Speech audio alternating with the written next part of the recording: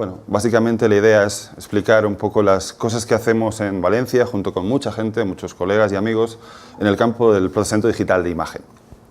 Vamos a hablar sobre un poco lo que pone aquí, Pattern Redundancy and a Framework for Medical Image Processing. Solo está el título en inglés, el resto está en castellano.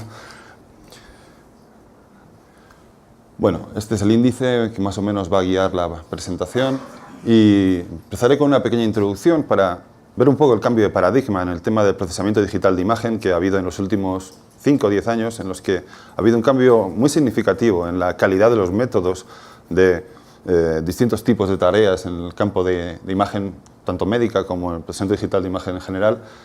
Y veremos un poco esta evolución se debe también al tema de trabajar desde distintos aspectos, desde lo más básico que sería el voxel como elemento fundamental de un volumen, a patches que serían, la traducción al castellano es un poco complicada, no sé si es un parche o una urgencita, pero algo pequeño, una pequeña región de la imagen que además nos permite trabajar de una manera muy robusta. Presentaré algunas aplicaciones de este tipo de técnicas, como filtrado, superresolución, segmentación y, por qué no, también diagnóstico, ya que la clasificación se puede ver como un tipo de diagnóstico para acabar con una conclusión. Bueno, básicamente esto es lo que acabo de comentar. La idea es ver cómo hemos evolucionado desde el mundo de los píxeles a las regiones, a estos patches, y una evolución de lo local a lo no local, incluso a lo multiescala. Cómo podemos extraer o utilizar la información presente en las imágenes y que por tanto vienen del mundo natural, que escaneamos, para poder sacar provecho de esa información. Y ahí la idea clave, como pone ahí, es la redundancia de patrones. El hecho de que los objetos naturales se representan como una función generativa muy sencilla, nos recuerda un poco a la teoría fractal, en la que vemos que cualquier objeto de la naturaleza, en general, se puede expresar mediante representaciones muy sencillas, compuestas entre sí, de forma que con la propia propiedad de la esparsidad, que también está muy inherente en las imágenes y en los objetos naturales, pues nos da esa propia redundancia de patrones que podemos, como ya veréis, explotar para la resolución de distintos tipos de problemas. Y todo esto viene un poco, a la hora de trabajar, a la hora de resolver problemas, muchas veces conviene aprender de los sabios. Y los sabios, en este caso, es la naturaleza. La naturaleza ya ha resuelto el problema de la visión. El ser humano es capaz de percibir formas, de entender, de hacer segmentaciones, de hacer clasificaciones de una manera pues, muy potente, tal vez no tan rápida como los ordenadores, pero de una manera mucho más robusta. Y esto se debe a la propia complejidad que tiene el ser humano en su red neural. Aquí todos tienen más conocimiento que yo de eso. Pero básicamente sí que tenemos que darnos la vuelta a mirar la biología, a ver cómo el mundo natural, cómo los seres vivos han resuelto el problema de la visión. Y uno puede ver cómo realmente se puede percibir las imágenes como una representación del mundo a partir de no un valor de intensidad o un píxel, sino como un grupo de píxeles, como lo haría un conjunto de neuronas trabajando al unísono.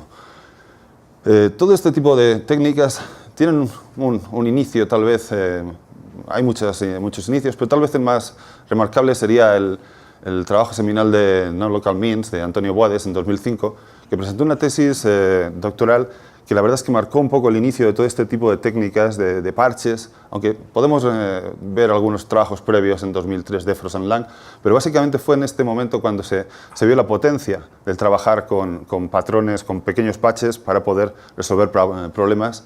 Y todo esto se basa en el concepto de autosimilitud, ¿no? Que básicamente es esa idea de redundancia, pero redundancia dentro de la propia imagen, y ya veremos cómo dentro también de distintas imágenes, ya que, por ejemplo, distintos cerebros no son iguales, pero se parecen, y esa similitud se puede aprovechar para resolver distintos problemas.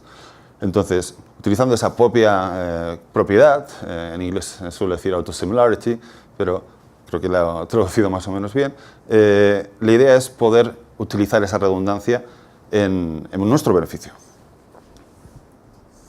Aquí podemos ver un ejemplo de una planta que tiene pues, una imagen que representa un objeto natural y vemos cómo tiene una estructura cuasi fractal en la que podemos ver repeticiones del mismo patrón una y otra vez.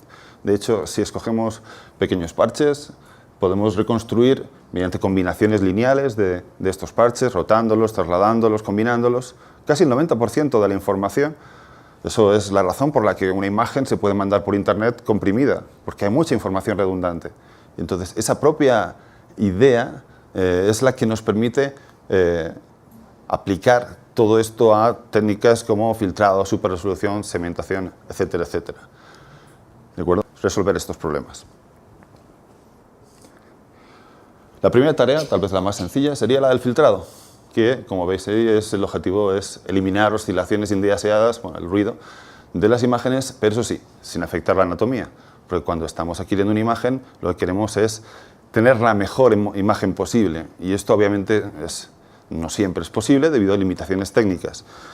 Y el ruido, pues básicamente, en el tema de filtrado lo que tenemos sería algo así. Es decir, la imagen que adquirimos, que sería la de la izquierda, es la suma, o en principio muchas veces es la suma, si no es a veces la convolución o distintos tipos de ruido, pero bueno, en el caso más sencillo sería la suma de una imagen ideal, sin ruido, que sería la que desearíamos adquirir, pero que lamentablemente no podemos adquirir, y un ruido que está sumado a esa señal. Aquí el problema es, dada la imagen de la izquierda, ¿cómo estimo la imagen del centro? ¿Qué es la que yo quiero? Y por tanto descarto todo lo de la derecha, que simplemente es ruido y que no tiene ningún significado anatómico, ni ningún significado semántico que me sirva para mí. Entonces, bueno, pues lo que podemos hacer es utilizar esa redundancia. Y esta es la idea del filtro non-local means. Si queremos filtrar una imagen o unos datos en general, la técnica más sencilla es promediar. Tomar varias muestras y promediarlas.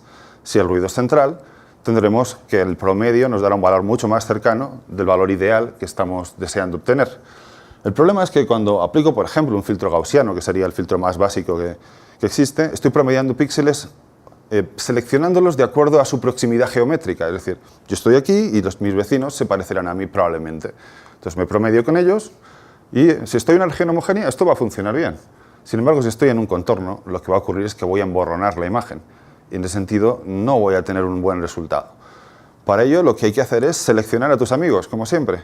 Hay que coger y decir, bueno, yo soy un píxel, pero me voy a promediar solamente con mis amigos. Es decir, con los que son de la misma clase a la que yo soy. Si estoy en un píxel de sustancia blanca, me voy a promediar con píxeles de sustancia blanca y que brillan y que originalmente brillaban como yo. Y entonces sí que no voy a emborronar. Si estoy en un contorno, me voy a promediar con los píxeles de mi contorno. O una isolínea de nivel que además me va a producir una regularización de mi imagen, que es plausible, es físicamente plausible, biológicamente plausible. Claro, ¿cómo calculo? Esa es la gran pregunta. ¿Cómo encuentro a mis amigos? Pues si hago una comparación de píxel, yo puedo decir, bueno, tú vas a ser similar a mí si tienes una intensidad parecida a la mía. Pero claro, eso es un problema, porque como esa intensidad está afectada por ruido, entonces esto no es robusto. Antonio Boades se dio cuenta que podíamos calcular esa similitud y básicamente aquí tenéis el resultado del filtro, que sería la imagen, el píxel filtrado, sería un promedio de unos píxeles de un vecindario, donde cada píxel del vecindario tiene una contribución W, donde W es la similitud entre el píxel P y el píxel Q. Claro, esa similitud, ¿cómo la calculamos? Aquí está el kit de la cuestión. Pues con la intensidad, con la distancia fotométrica, píxel a píxel, vamos a cometer sesgos. Si utilizamos la distancia geométrica, también vamos a equivocarnos. Entonces, lo que propuso fue, bueno, pues lo que vamos a hacer es coger un pequeño parche alrededor de la imagen, N, y voy a comparar, bueno, este sería de aquí, y voy a compararlo con todos los parches que están alrededor de mí, y voy a ver cuál es la distancia. Y esa distancia no es más que una distancia de la norma L2 al cuadrado. Y en teoría, si no tuviéramos ruido, esa distancia sería 0, obviamente, porque serían dos parches, cuando en el caso de tengamos dos parches idénticos, sería 0. Si están afectados por ruido, pues esa distancia va a ser 2 sigma al cuadrado, ya que asumiendo que sigma es el valor de ruido. Por tanto, esta distancia que me dice los similares que son estos parches, normalizada por un valor que me dice cuál es el nivel de ruido y por tanto me da una escala en la que comparar, yo lo exponencio para calcular una similitud. Esto es un peso que va entre el 0 y 1 y que me dice lo parecido que es este parche conmigo mismo. Estos son los pesos, este parche con este con este y este con este. ¿Qué va a ocurrir? Que solamente aquellas distancias que sean pequeñas me van a producir pesos grandes. Además, como estoy promediando, estoy haciendo una sustracción de vecindarios, esto es robusto al ruido, ya que estoy comparando parches que, aunque son ruidosos, en promedio, al comparar 3x3x3 parches, o 5 píxeles, o 5x5x5, esto me va a dar una distancia estadísticamente robusta. Y ese es el kit de la cuestión. Bueno, pues cuando tengo esto, lo que puedo hacer es, bueno, pues lo aplico, voxel a voxel, por todos los puntos. No, este no es.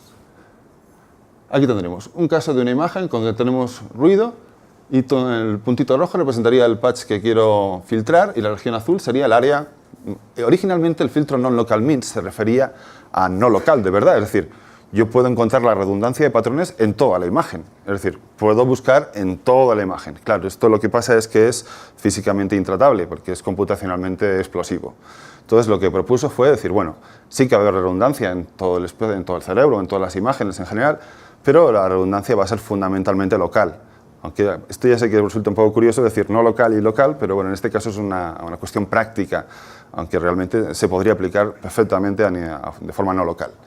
Y bueno, pues en esa zona yo calculo las similitudes. Y si calculo las similitudes en la zona de búsqueda cercana, me va a dar, este sería un zoom de la zona que estoy estudiando, y sería una cosa como así. Fijaros que estos representan los pesos de los píxeles que están alrededor de mi píxel central. Y si lo analizamos bien, vemos que esos píxeles representan píxeles que se encuentran en la misma línea del contorno que él. O sea, realmente está detectando aquellos píxeles que son similares en estructura, gracias al patch que lo representa. Y entonces lo que vamos a hacer es promediarnos con esos píxeles. Y no con los que están ni en la sustancia blanca ni en la sustancia gris. Son los que están en la interfaz entre la sustancia blanca y la sustancia gris. ¿Qué conseguimos con esto? Evitar que la imagen se emborrone. Estamos reduciendo el ruido de forma efectiva sin tener que emborronar la imagen. La idea es bien sencilla. Es un filtro gaussiano, solo que los pesos del gaussiano, por así decirlo, los valores, son adaptativos y se basan en la similitud de cada uno de los píxeles. Bueno, básicamente eso es. Bueno, pues después de esto, en 2005 propuso este tipo de técnica Antonio Guades y muchos grupos, fundamentalmente mi colega Pierre Coupey y yo en 2008 presentamos los primeros resultados en imagen médica, donde pasábamos de imágenes bidimensionales a imágenes tridimensionales y hicimos algún esfuerzo para que esta técnica fuera computacionalmente tractable. La primera versión tridimensional que yo implementé en 2006 tardaba 6 horas y la verdad es que era poco práctico. Entonces, la verdad es que estuvimos trabajando muy duro, aplicando técnicas fundamentalmente de multithreading, de preselección, no voy a entrar en los detalles, pero básicamente conseguimos reducir el tiempo a unos 5 minutos, que es algo mucho más tractable.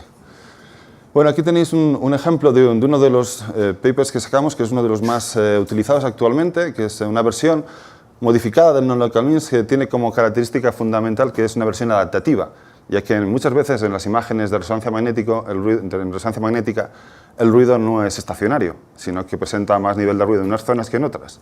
En este caso lo que se hace es que localmente el ruido se estima, de forma a la distribución de las distancias que se encuentran en la búsqueda local, y con ese parámetro de autoescala permite eliminar el ruido, por ejemplo, pues en imágenes adquiridas con Sense o con algún tipo de adquisición de Surface Coil, que permite pues, estimar el ruido de forma automática, aunque sea espacialmente dependiente. Y es como una caja negra, realmente es un código que le pasas la imagen de entrada, no necesita parámetros, simplemente el tamaño del patch y de la región de búsqueda, y en 4 o 5 minutos te devuelve la imagen filtrada. Tenéis un ejemplo de 3 cortes, sagital, axial y coronal, contra la imagen original, y vemos abajo la imagen filtrada.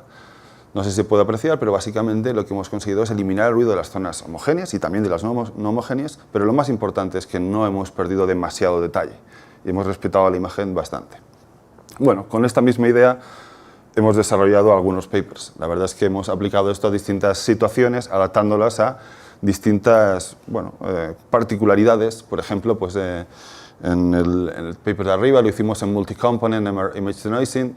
Esto básicamente consistía en filtrar las imágenes de T1, T2 y densidad hipertónica todas juntas, intentando ser mucho más específicos a la hora de poder encontrar las similitudes. Otro que hicimos fue Adaptive Multi-Resolution, donde básicamente aplicamos el filtro con distintos parámetros, unos adaptados para ruido de alta frecuencia y otro para baja frecuencia, y luego hicimos un weighted mixing para ganar en esa situación. El adaptative que he comentado. Uno de los últimos que tenemos es el de New Methods for Emergent Denoising Based on Sparseness and Cell Similarity, que todavía funciona un poco mejor, en este caso combinando estas dos grandes características de las imágenes, la redundancia de patrones y la compresibilidad o esparsidad de las imágenes. Ahora comentaré un poquito más. Y uno de los últimos que hemos estado haciendo es aplicándolo a otro tipo de imágenes, como son, por ejemplo, las imágenes de difusión, donde desarrollamos un método que también combina la redundancia de patrones y la esparsidad aplicando un PCA local. Este trabajo lo hicimos hace poco, el año pasado lo publicamos y fue colaboración con mi buen amigo Luis Concha, y estamos empezando ahora a aplicarlo a clínica y a ver qué tan bueno es. Bonitas las imágenes las deja, ahora hay que ver qué tal útil es en la clínica, y eso es importante. Bueno, como un par de ejemplos sí que me gustaría poner, voy a hablar un poco de esta técnica, que es a nivel de MRI anatómica es bastante potente y además es razonablemente rápida, tarda 44 segundos, en otra máquina 52, en la mía 40 aproximadamente. Y es una técnica muy rápida, porque se basa en una variación del concepto del non-local means, y básicamente, de forma muy sencilla, lo que hacemos es, dado una imagen ruidosa, podemos aplicar filtros clásicos, como por ejemplo Fourier o la transformada discreta del coseno, DCT, pero a nivel global funciona muy mal, dejan artefactos y no funciona bien. Sin embargo, si lo hacemos a nivel local, cogemos un pequeño parche, el solape de frecuencias en las DCTs resulta menos evidente, y entonces ahí, utilizando la propia información de la banda de alta frecuencia, podemos internamente eliminar el ruido por simplemente Hard-Thresholding, quitando los coeficientes que pertenecen al ruido. Obviamente, cuando aplicamos Hard-Thresholding tenemos problemas, y tenemos un problema de GIPs, de artefactos que pueden aparecer. Precisamente por eso lo que hicimos fue hacerlo de una manera sobrecompleta, es decir, permitiendo overlap entre los patches, de forma que esos artefactos que se generan fueran incoherentes entre los parches y por tanto se anularan unos a otros, o por lo menos se minimizaran. Como consecuencia, daba una imagen que reducía mucho el ruido y no intruía demasiadas alteraciones anatómicas, o básicamente muy poquitas. Era una imagen que aquí llamamos prefiltrada, porque no quisimos decir, no, esta es la definitiva, porque pensamos, no, podemos utilizar esto, pero esto utiliza la propiedad de esparsidad de la propia señal. Y dijimos, bueno, si tenemos esta imagen que funciona muy bien, que está bien filtrada, pero no está perfecta, pero yo quiero hacerlo, reducir el ruido un poco más, y para ello lo que voy a hacer es decir, bueno, cuando yo utilizo una comparación de patches, comparo ventanas, son ventanas cuadradas. Entonces, esta medida tiene un problema, y es que no es rotacionalmente invariante. Si yo quiero filtrar los píxeles, por ejemplo, de un surco cerebral que va girando, los píxeles que están girando ya no se parecen, aunque son de la misma estructura. Y si los promediara, funcionaría muy bien.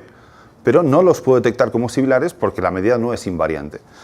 Entonces, hicimos mucho trabajo en temas de medidas rotacionalmente invariantes y no conseguimos nada, hasta que nos dimos cuenta que si utilizamos la imagen prefiltrada como guía, es decir, calculábamos las similitudes no en la imagen ruidosa, sino en la imagen prefiltrada, que era de muy buena calidad, simplemente utilizando dos valores, el valor del píxel y la media local en la que se encontraba ese píxel, con esos dos valores, que son perfectamente rotacionalmente invariantes, podíamos reconstruir, eso es lo que aparece aquí como Rotational Invariant Non-Local Means, calculando aquí las similitudes y aplicando esas similitudes al promediado de estas señales, nos daba un resultado que era muchísimo mejor, y donde explotábamos todavía más la redundancia de los patrones, ya que los datos eran más abundantes, por así decirlo.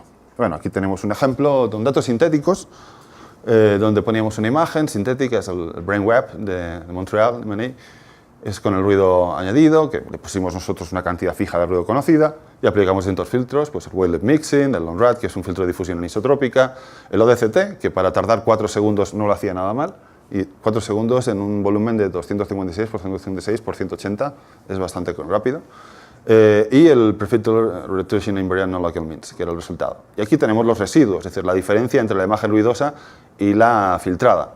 Y básicamente lo que podemos comprobar es que no se aprecia anatomía. Si veis una diferencia entre el fondo y el objeto es porque el ruido no es gaussiano, es un ruido que se llama ruido de Riccian y que presenta un pequeño sesgo dependiendo de la intensidad a la que está el píxel. Bueno, pues este método funciona muy bien, es muy rápido y sigue siendo uno de los métodos actuales, competitivos. Ahora mismo tenemos bajo revisión una versión donde hemos sustituido el ODCT por un PCA local, que funciona todavía mejor, y bueno, estamos a la espera de que nos lo publiquen. Otro ejemplo sería el trabajo reciente que hicimos, como decía hace poco, con gente de aquí de Querétaro, con Luis, y básicamente es la misma idea, pero claro, hay que adaptarlo a las diferentes características de la señal. Y cuando trabajamos con imágenes de difusión, aquí no tenemos una imagen, esto es altamente multimodal, si queremos, o multivalor. Entonces tenemos típicamente una o varias B0 y distintas imágenes de gradiente. Entonces podríamos aplicar de forma individual a cada volumen un no local means, y saldría algo bueno, saldría algo potente, pero nos dimos cuenta que podíamos utilizar también una medida que fuera más rotacionalmente invariante. Y en vez de utilizar un patch, utilizar el profile, es decir, la señal de cada voxel, pero a lo largo de toda la secuencia. Y vimos que localmente, en una ventana de 4x4x4, 3x3x3 o 5x5x5, como estaban en proximidad, había una alta relación entre los profiles. Los profiles se parecían. No hacía falta que fueran idénticos. Con que se parecieran, podríamos encontrar una representación sparse que permitiera comprimir la señal y eliminar el ruido. Y básicamente fue eso lo que hicimos.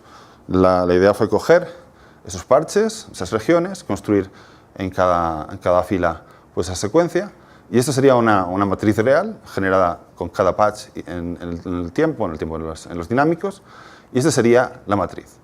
Esta matriz le aplicamos una descomposición en PCA, y lo que tenemos son los eigenvalores y los eigenvectores, donde los primeros eigenvalores representan la máxima cantidad de energía, de varianza explicada, y vemos que los primeros 5, 6, 7 eigenvalores son los que representan la energía, y el resto, hasta unos 60, hicimos en el experimento del paper, prácticamente eran ruido. Entonces encontramos un threshold que era el adecuado de forma local, más adaptativo a cada punto del espacio, con lo cual no teníamos que estimar el ruido. El ruido se estima directamente dentro del PCA, y aplicábamos un umbral y reconstruíamos, hacíamos PCA inverso. Y esta es la matriz filtrada. Poníamos todo en su sitio, lo hacíamos de una manera sobrecompleta, es decir, con overlap entre los patches, y los resultados fueron muy buenos. Vamos a poner aquí algunos resultados.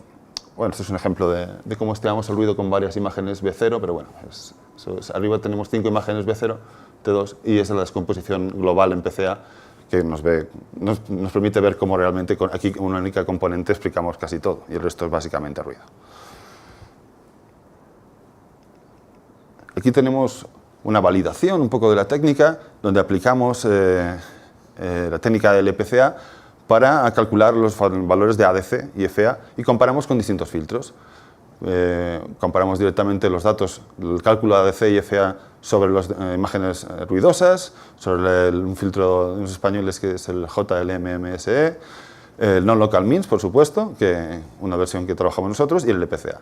Y como podéis observar, comprobamos que el LPCA, el non-local means, funcionaba de una manera bastante potente, como era de esperar, pero el LPCA era todavía más potente en el sentido de que era capaz de encontrar más redundancia y reducir el ruido de forma más efectiva. Y podemos observar cómo el ADC se reduce, el error del ADC se reduce y el error del FA también se reduce. Aquí tenéis a distintos niveles de ruido, desde el 1 hasta el 9% respecto a la señal máxima. Bueno, el ADC y el FA se calculan mejor, eso es una buena noticia. ¿Qué tal lucen las imágenes? Este sería un ejemplo de una imagen de un gradiente aplicado. El filtro sería la imagen que tenéis en la mitad, y abajo es la estimación que hace el algoritmo del ruido. La estimación del ruido parece plausible, es el tipo de ruido que encontraremos en una secuencia sense, donde tenemos más señal en el centro. Muy bien, las imágenes también parecen bonitas. ¿Cómo sale la tractografía? ¿Cómo salen las conexiones? Bueno, pues mi buen amigo Luis estudió, esta parte no la conozco muy bien porque es la parte de difusión que él controla más, pero básicamente estimó la diferencia de la incerteza de la estimación de la dirección de difusividad principal con distintos datos, desde los originales hasta estos dos filtros, el local means, el JLMMSE y el PCA. Y podemos observar que la incerteza prácticamente se volvía a cero en la sustancia blanca, indicando que de alguna manera estábamos quitando esa variabilidad introducida por el ruido en la estimación de esas direcciones.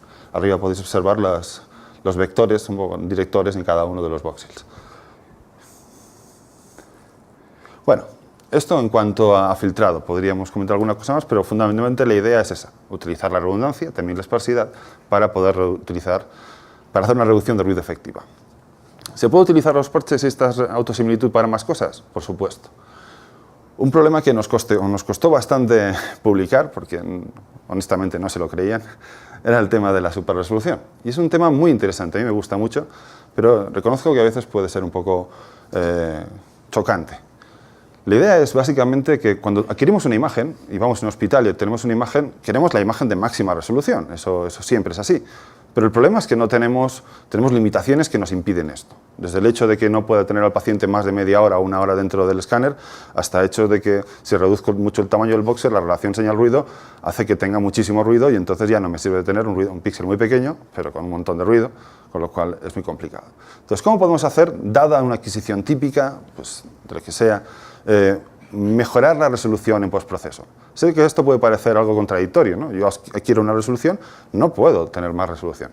Bueno, básicamente el proceso de superresolución difiere de un concepto previo que sería, por ejemplo, la interpolación, que básicamente se basa en lo que yo considero un concepto erróneo, y es la interpolación asume una cuestión que es lo que llama el ideal sampling, es decir, cree que la imagen de mayor resolución, el píxel que has adquirido, va a tener el mismo valor en la imagen de alta resolución. Y esto no es cierto, porque si relacionamos un voxel de baja resolución con sus correspondientes mini voxeles de alta resolución, veremos que básicamente ese voxel de baja resolución está representando la información promedio de todas las señales que hay ahí dentro. Entonces, básicamente no es un valor puntual, es un promedio. Entonces hay que entender que esto es así. Y esa idea, junto con la propia regularidad de los datos, nos permite inferir, y de hecho las técnicas de superresolución son básicamente una inferencia de cuál es la imagen de mayor resolución que casa con nuestro conocimiento de la naturaleza, que es coherente y que además presenta unos patrones que realmente son plausibles, por así decirlo. Bueno, la idea, como siempre, es la redundancia. Cogemos una estructura, por ejemplo, como el cerebelo, donde vemos que se repite el mismo patrón una y otra vez. Y podemos intentar utilizar eso para reducirlo. Y tendríamos una imagen de baja resolución, su versión subida de resolución. Bueno, sí que se ven más cosas. Pero bueno, todo esto, como me decía un compañero, no, pero esto es magia, a ver, explícame los números. Bueno, vamos a poner unos pocos números. La idea es, ¿cómo podemos conseguir que de un voxel, o de un píxel, si hacemos el ejemplo, de este píxel salgan 4? Bueno, y hay infinitas soluciones que cumplen el modelo, y el modelo más básico sería este que tenemos aquí. La intensidad medida a baja resolución es el promedio de los n voxeles o píxeles que se encuentran dentro de este voxel más una cantidad de ruido determinada. ¿Vale? Ese sería el modelo más básico. Aquí ya podríamos entrar a hablar de si realmente esos voxeles, todos, estos 4, estos 9 aquí, todos contribuyen igual. Estamos hablando de la estimación de lo que se llama el point spread function, y eso sería un poco distinto. Pero si asumimos que todos contribuyen igual, de manera sencilla, entonces veremos que este es el modelo de formación de imagen, entonces yo puedo encontrar infinitas X que cumplen esta condición. Luego, ¿cuáles son las que, de todo el infinito universo de soluciones, cuál es el que realmente tiene sentido? Pues para eso tengo que aplicar restricciones. Y aplico una restricción. La primera restricción es la regularidad. Es decir, cada píxel de la imagen de alta resolución inferida debe poder representarse como una combinación lineal de los píxeles que hay en su vecindario. Es decir, como los datos son redundantes, yo puedo representarme a mí como una combinación lineal de mis vecinos. Esto es básicamente lo que hace el filtrado, representar eso. Entonces, básicamente, la imagen inferida es, dada una imagen que yo calculo en un instante t, la filtro con un filtro non-local means y obtengo una imagen que es más regular que la original, porque he fomentado, mediante la aplicación del filtro, esa regularidad. Y esto nos hace obtener algo que es físicamente plausible, ya que sabemos que los objetos naturales son regulares. Antiguamente los métodos de superresolución imponían como restricción que la solución fuera suave. Es decir, que un voxel no fuera a más infinito y el siguiente a menos infinito. Es decir, pero claro, si queremos obtener una imagen de alta resolución no podemos poner una restricción de suavidad. Lo que queremos no suavidad, queremos más altas frecuencias. Entonces, esa era una idea fundamental. Y luego la siguiente, la consistencia, es decir, que esto es algo fundamental. Si yo cojo y hago una inferencia y genero una nueva imagen a más alta resolución, cualquiera que ella sea, gracias, cualquiera que ella sea, si la bajáramos de nuevo de resolución a la resolución original, tiene que ser la misma. No puede haber diferencia, porque si no estoy introduciendo un sesgo. ¿De acuerdo? Entonces aquí lo que hicimos para evitar el problema del ruido es primero filtrar la imagen, reducir el ruido al máximo y luego imponer como restricción el hecho de que la diferencia entre la imagen estimada y su original en baja resolución fuera prácticamente cero. Bueno, pues haciendo esto, el primer método que desarrollamos fue este, que se llama Non-Local Upsampling, y básicamente el pipeline sería así. Cogemos la imagen de baja resolución, la filtramos, y esa imagen la interpolamos con cualquier método. Pues, por ejemplo, pues B-splines, trilinear, la que sea. Simplemente para tener una solución inicial, un punto de donde partir. Y tenemos esta imagen y entonces aplicamos una reconstrucción que básicamente es la aplicación de un filtro en local means, donde básicamente tenemos un parámetro que lo que hace es modular la cantidad de filtrado. Filtro más o filtro menos. Sería ese 2 sigma que aplicamos al principio de los filtros, pues ¿cuánto le pongo de sigma?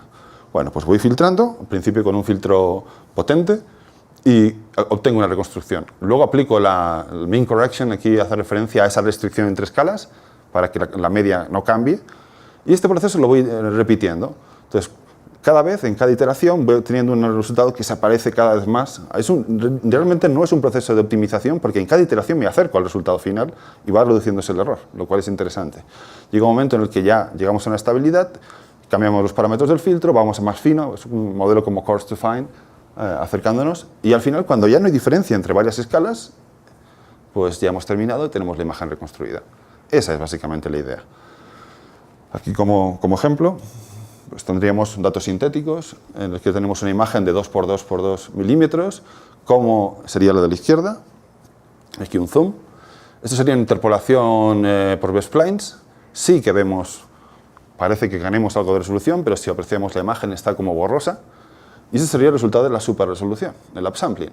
Podemos ver que los surcos se ven más definidos, que por ejemplo los ventrículos se ven también más definidos, y hay en general un resultado que parece físicamente más plausible, algo que realmente se parecería a una imagen de esa resolución si la hubiéramos adquirido.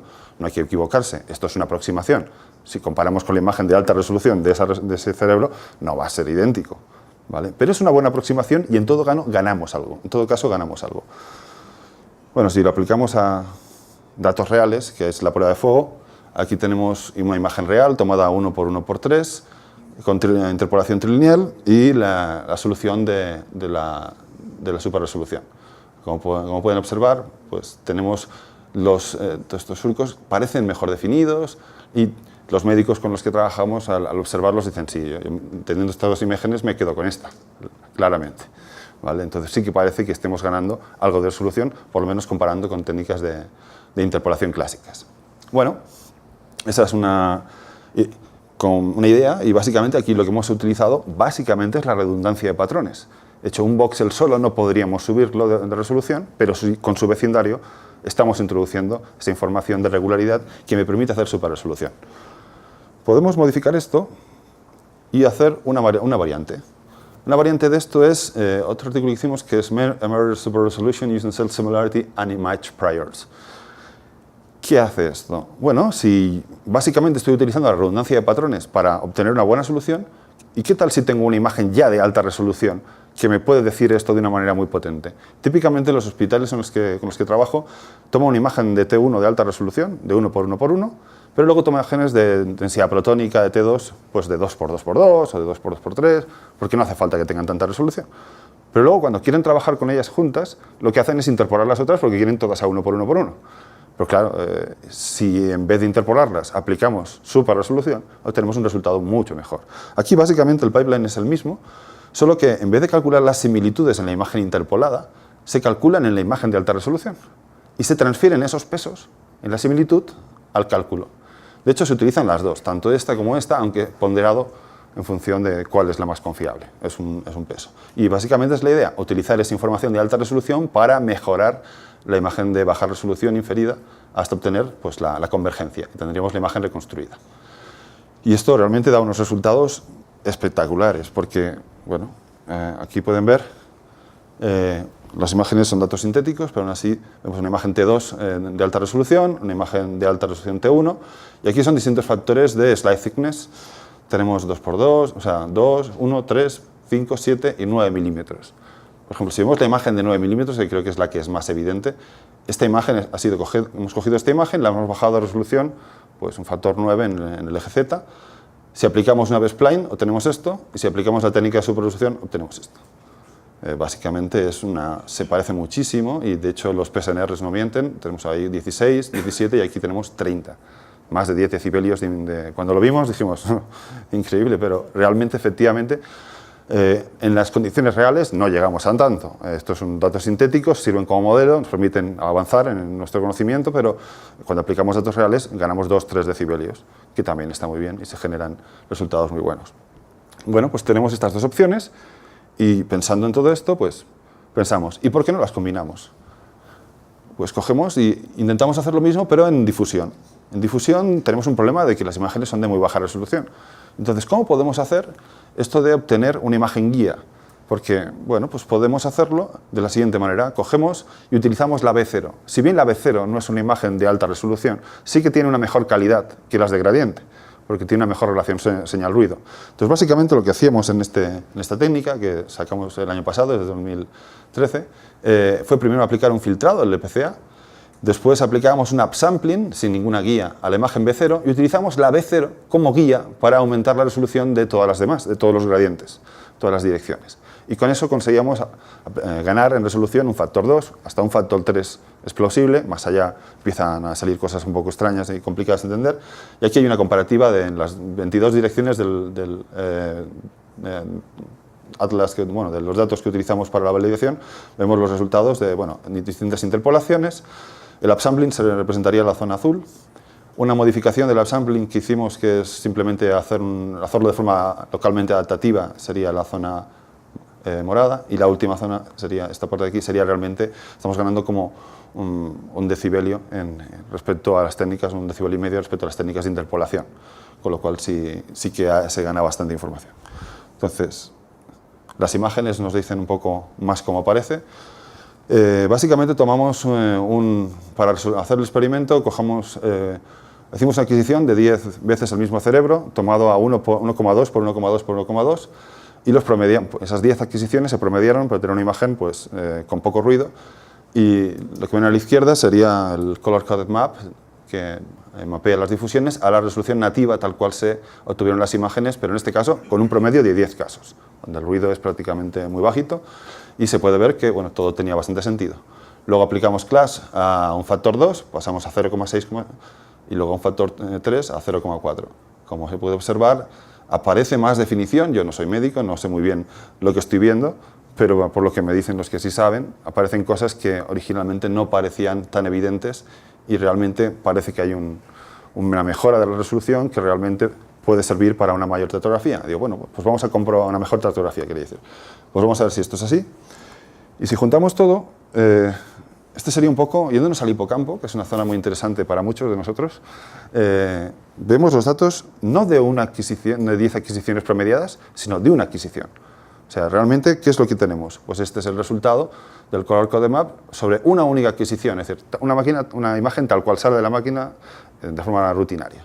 Vemos que el ruido la afecta bastante, porque 1,2 es bastante pequeñito, en clínica se suele tomar, yo creo que 2x2x2 o por ahí. Y simplemente aplicando el filtro LPCA ganamos bastante, se aparece ya más la anatomía de una forma mucho más evidente, y luego ya pasando factor 2 y un factor 3 ya empiezan a aparecer estructuras que honestamente yo aquí no veo. Entonces parece que de alguna manera sí que van apareciendo cosas que originalmente no se pedían percibir. Obviamente estaban ahí, pero la resolución nos limitaba su estimación. Bueno, pues básicamente esta es la combinación del filtrado y la superresolución aplicado al problema de las imágenes de difusión. Y si vemos la tractografía que sale, pues sale una cosa así. Sería la tractografía de esa pequeña zona de semilla sobre la imagen original ruidosa.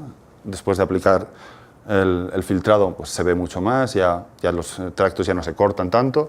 Después de pasar a una resolución del doble un poquito mejor, y en la del triple se ve un poco mejor. Aquí la interpretación de lo que estamos viendo pues ya dependería de lo que el clínico sepa, porque obviamente a mí me parece muy bonito, pero claro, eso es lo que falta. De hecho, este es un trabajo que vamos a hacer conjuntamente Luis y yo. Estamos trabajando en la validación clínica de este tipo de resultados para ver qué tan útil resulta a la hora de analizar los cerebros.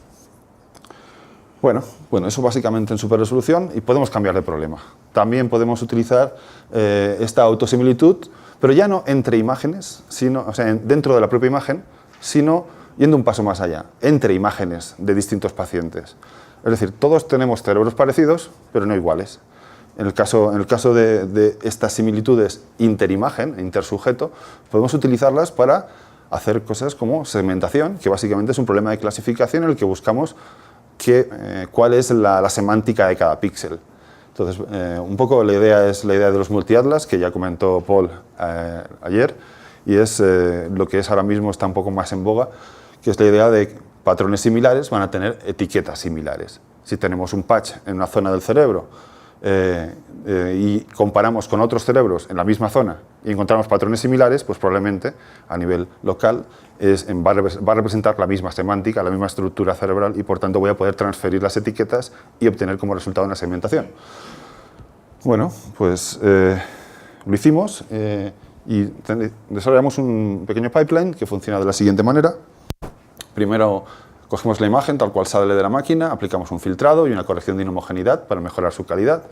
Después la llevamos al espacio MNI haciendo un registro lineal, simplemente un registro lineal, no es necesario mucho más para este tipo de estructuras.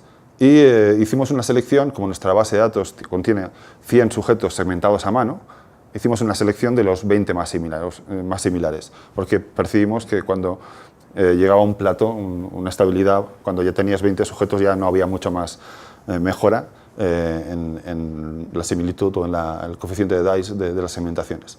Una vez tenemos el cerebro y la imagen y la librería en el mismo espacio, en el MNI, lo que hacemos es, de manera voxel by voxel, estimar las similitudes y básicamente lo que hacemos es, dado un píxel y su vecindario, este sería el sujeto a segmentar, calculamos la similitud de ese vecindario con otros casos de la librería, sería cerebro 1, 2, 3, n, y veríamos lo que se parecen en esa zona, y eso me da la distribución de probabilidades, que si podéis ver es muy parecida a la que aparecía en el filtrado, y vemos que estos píxeles se parecen a ese píxel, bueno, esas regiones se parecen a esa región.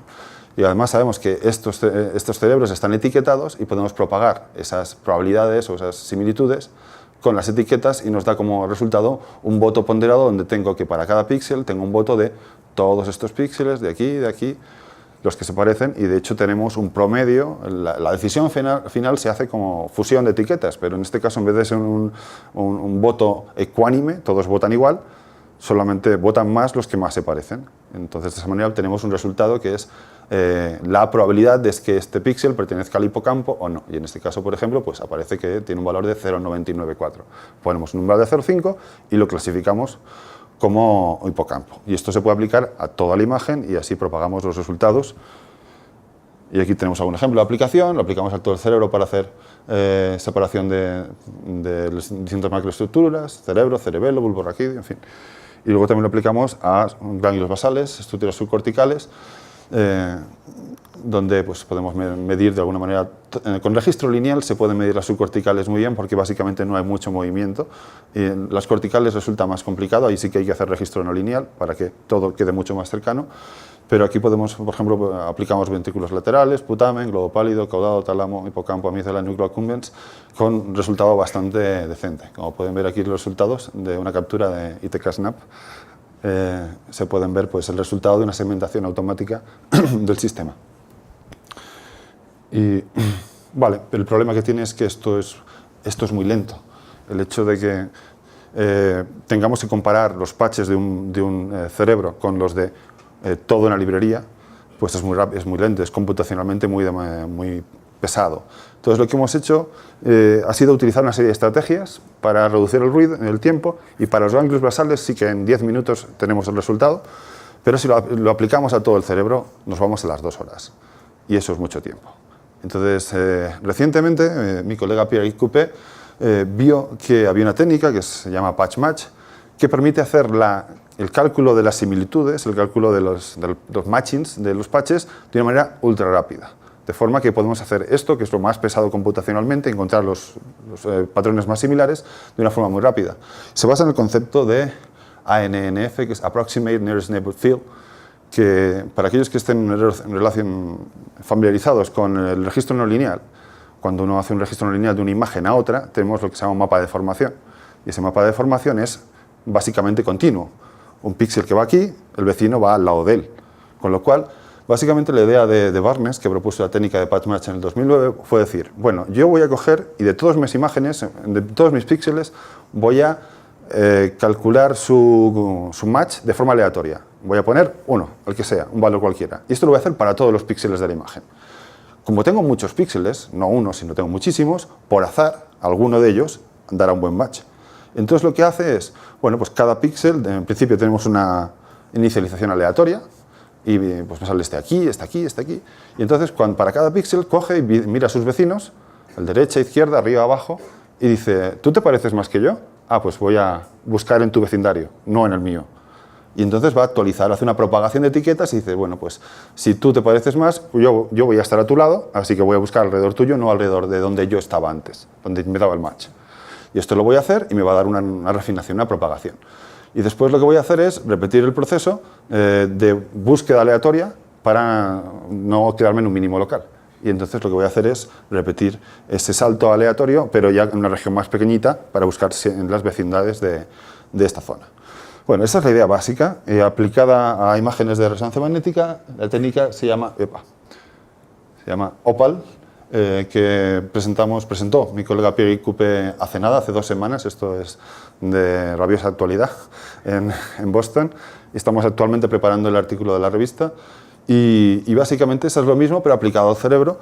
Tenemos pues la idea de, yo tengo unos patches que quiero calcular sus matches, y la ventaja que tiene OPAL, o esta técnica de patch match, es que no importa lo grande que sea mi librería, porque es aleatorio. Entonces voy a buscar en todo el espacio, no tengo que seleccionar. Solo el coste computacional no depende del tamaño de la librería, sino de la cantidad de matches que vaya a buscar, del tamaño de mi imagen original y de los píxeles que quiera procesar.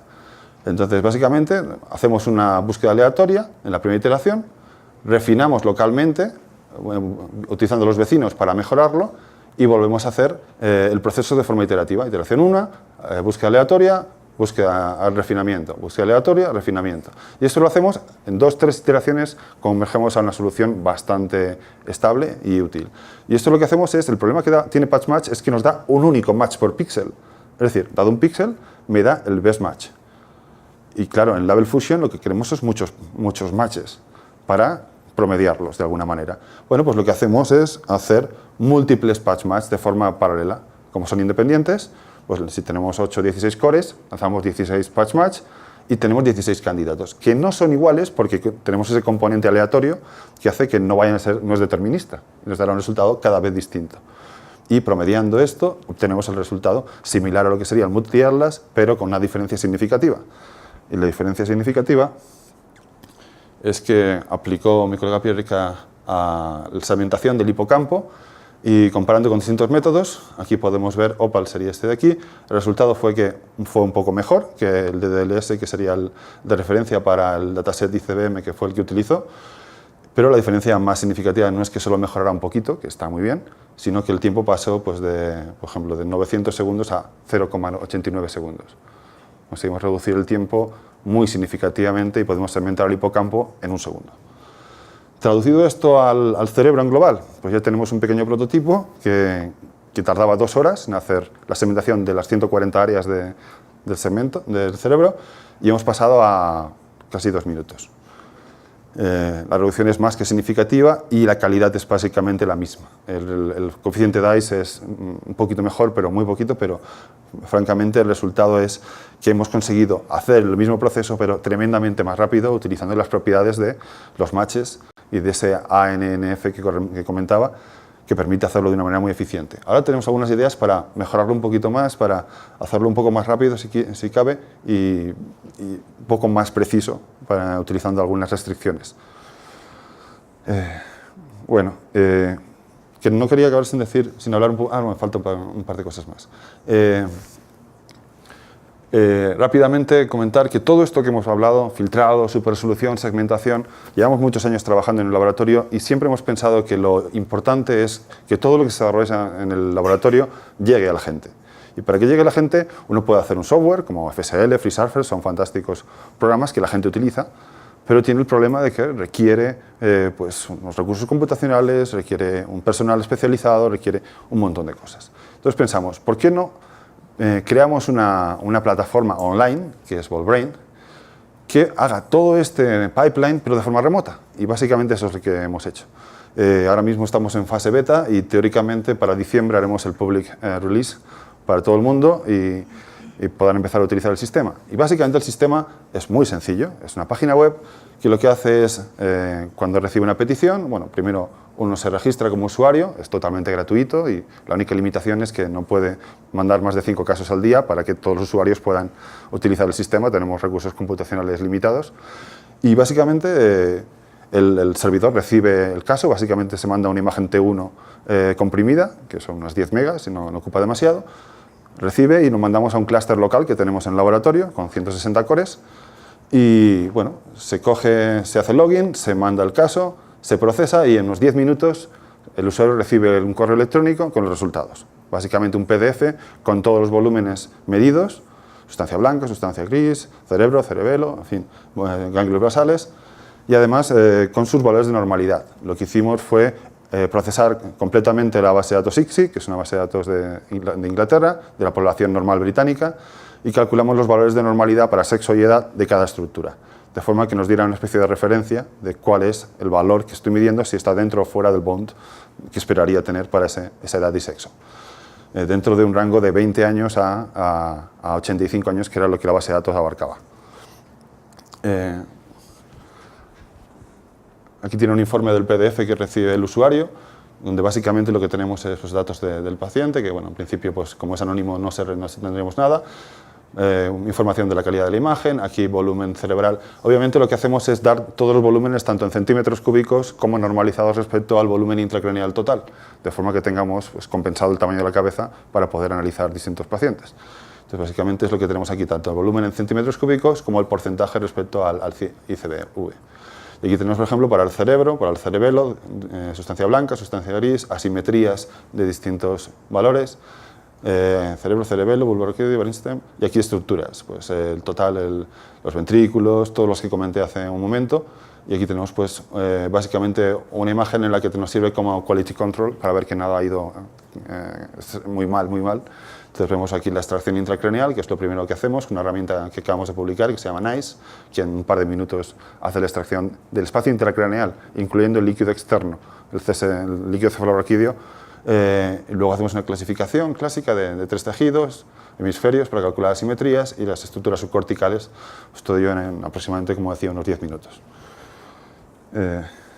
Y ya para acabar, ahora sí que sí, todo esto se puede hacer para más cosas. Claro, estamos hablando de que la redundancia nos permite resolver problemas de filtrado, superresolución, segmentación, que de hecho es una clasificación.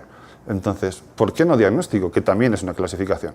Bueno, pues esta es una idea que desarrollamos con mi copier y yo, junto con más gente de Montreal, que es utilizar el hecho de que las imágenes patológicas parecen patológicas. Cuando un médico ve una imagen patológica dice, esto no está bien.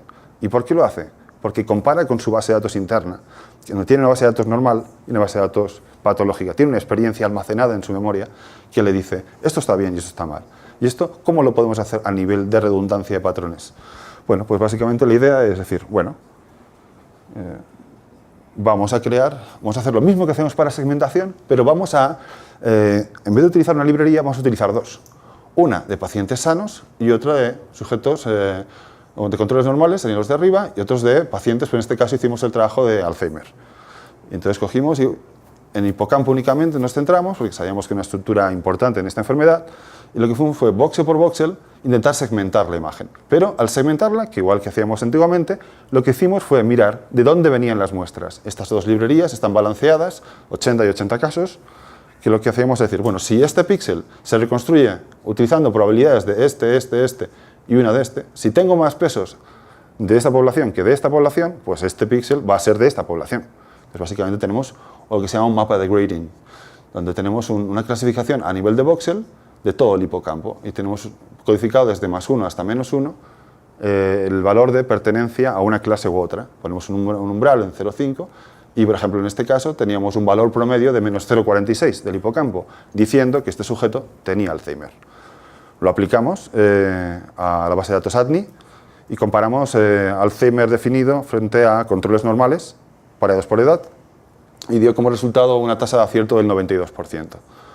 Estábamos muy contentos, pero habíamos resuelto correctamente el problema equivocado. Es decir, cuando uno ya tiene Alzheimer, no hace falta que le digan que ya tiene Alzheimer.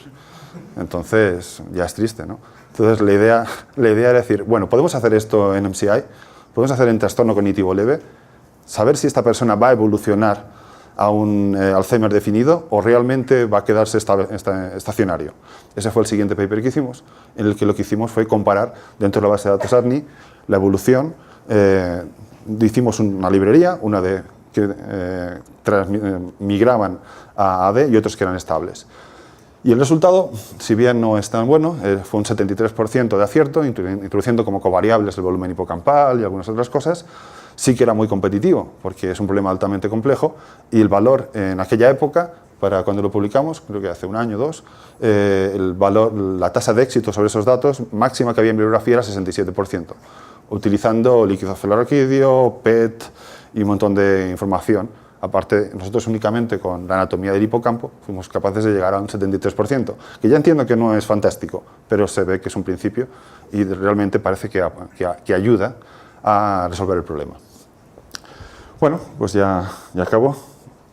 Final, ¿qué más se pueden hacer? ¿Qué más cosas se pueden hacer? Pues extensiones tipo Patch-Based Morphometry, que es esto extendido a todo el cerebro, y en vez de irnos al hipocampo, decir, bueno, voy a explorar dónde están las diferencias, dónde están las zonas que me pueden servir, como sería Voxel-Based Morphometry, pero utilizando patches y bibliotecas segregadas.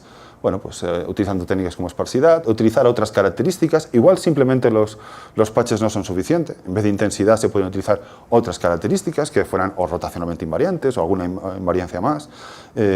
Y también, ¿por qué no?, utilizar esta técnica para hacer una predicción, utilizarlo en estudios longitudinales donde tuviéramos un par de time points para poder predecir uno más, ver las evoluciones, etcétera, etcétera. Queda mucho trabajo por hacer, pero realmente tiene potencial, yo creo, y todo se basa en la misma idea.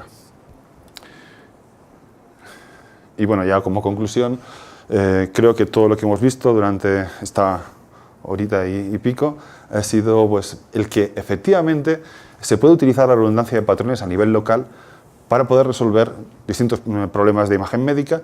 Yo creo que los puntos claves aquí son, como dice aquí, la robustez de las similitudes basadas en patches, y aquí tenemos una información de contexto. Es como una neurona sola no hace nada, es la red la que hace todo. Y pues eso, el hecho de que efectivamente hay una redundancia de patrones, tanto a nivel local como a nivel de individuos, que permite utilizar esa idea para resolver los problemas. ¿Y el futuro? Bueno, hay muchísimas cosas que hacer, más aplicaciones de este tipo de filosofía a otros problemas y combinarlo con otra propiedad como es la esparsidad, que ya hemos visto que en el tema del filtrado resulta muy potente. ¿Por qué no aplicarlo pues, a temas de segmentación, de diagnóstico, etcétera, etcétera, que ya se están haciendo trabajos en ese sentido por todo el mundo? Y bueno, básicamente eso es todo. Quiero acabar antes de nada agradeciendo a que este trabajo, por supuesto, no es un trabajo mío en absoluto, es el de mucha gente que colabora conmigo, especialmente para Pierre Coupé, con el que desarrollo el 90% del trabajo que hago, Montserrat Robles, José Enrique Romero, Vladimir Fonov, Simon Skilson, Luis Concha y Luis Collins, entre muchos de mis colegas y, sin embargo, amigos con los que tengo el gusto de trabajar. Muchas gracias.